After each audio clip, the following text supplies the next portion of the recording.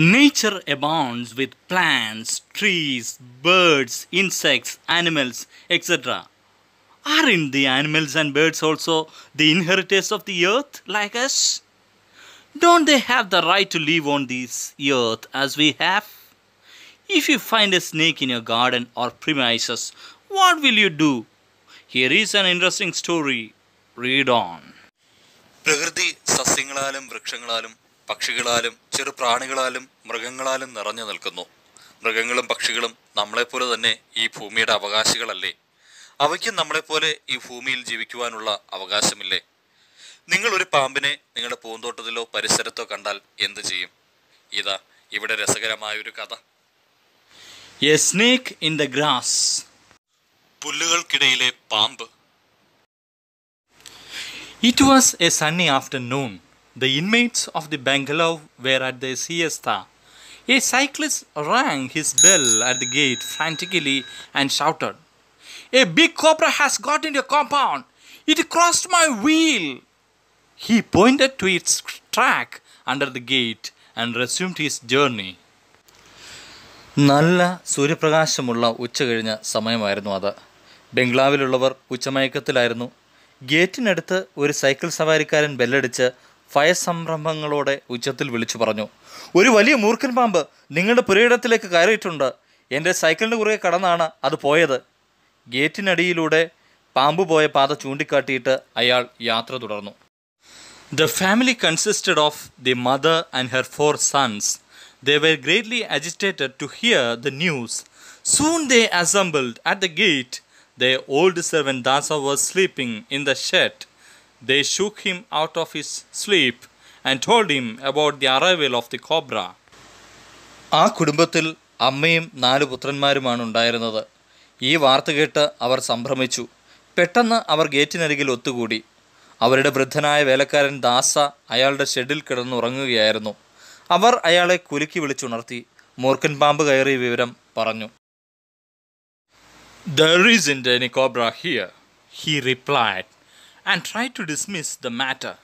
They swore at him and wanted him to be serious. "The thing is somewhere here. If it is not found before the evening, we will dismiss you. You don't seem to care for the garden."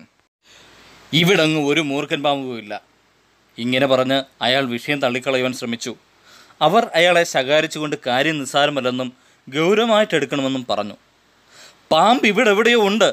സന്ധ്യയ്ക്ക് മുമ്പ് അതിനെ കണ്ടുപിടിച്ചില്ലെങ്കിൽ നിങ്ങളെ പിരിച്ചുവിടും. നിങ്ങൾ തോട്ടത്തിൻ്റെ കാര്യത്തിൽ ശ്രദ്ധിക്കുന്നതായി തോന്നുന്നില്ല." Some neighbors dropped in. They looked accusingly at Dasa. "You have the laziest servant on earth," they said. "You ought to keep the surroundings tidy." "I have been asking for a grass cutter for months," Dasa said.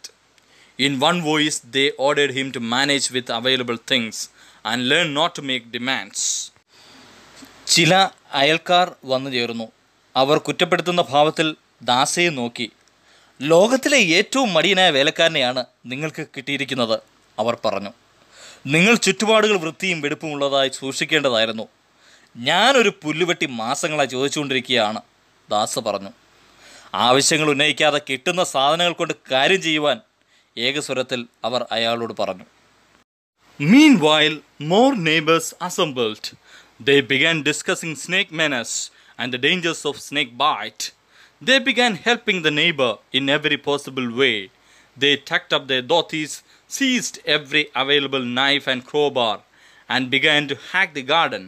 Creepers, bushes, and lawns were laid now. What could not be trimmed was cut to the root.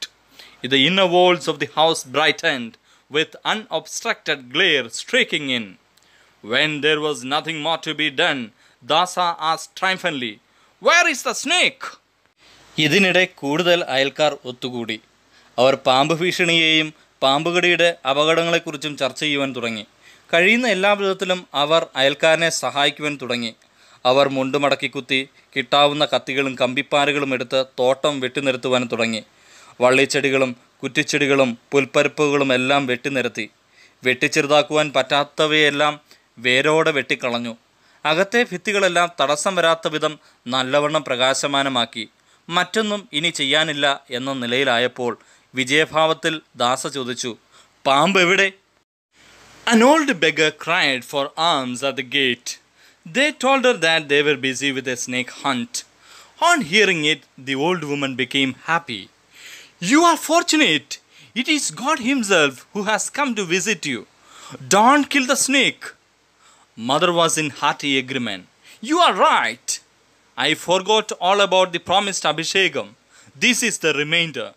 She gave a coin to the beggar, who promised to send a snake charmer as she went. ഒരു ഭിക്ഷക്കാരി ഗേറ്റിങ്കൽ വന്ന് യാചിച്ചു. പാമ്പുവേട്ടയുടെ തിരക്കിലാണെന്ന് അവർ ആ സ്ത്രീയോട് പറഞ്ഞു. ഇത് കേട്ടപ്പോൾ അവർ സന്തോഷവതിയായി. നിങ്ങൾ ഭാഗ്യം ചെയ്തവരാണ്. ദൈവം തന്നെ നിങ്ങളെ സന്ദർശിക്കുവാൻ വന്നതാണ്. ആ പാമ്പിനെ കൊല്ലരുത്. അമ്മ സർവാത്മന അതിനോട് യോജിച്ചു. നിങ്ങൾ പറഞ്ഞത് ശരിയാണ്. ഞാൻ നേർന്ന അഭിഷേകത്തെപ്പറ്റി മറന്നേപോയി. അത് ഓർമ്മിപ്പിക്കുവാൻ ഉണ്ടായ നിമിത്തമാണ് ഇത്. അവർ ഭിക്ഷക്കാരിക്ക് ഒരു നാണയം നൽകി. പോകുമ്പോൾ ഒരു പാമ്പാട്ടിയെ പറഞ്ഞു വിടാമെന്ന് അവർ വാഗ്ദാനം നൽകി. Dear children, subscribe for the second part.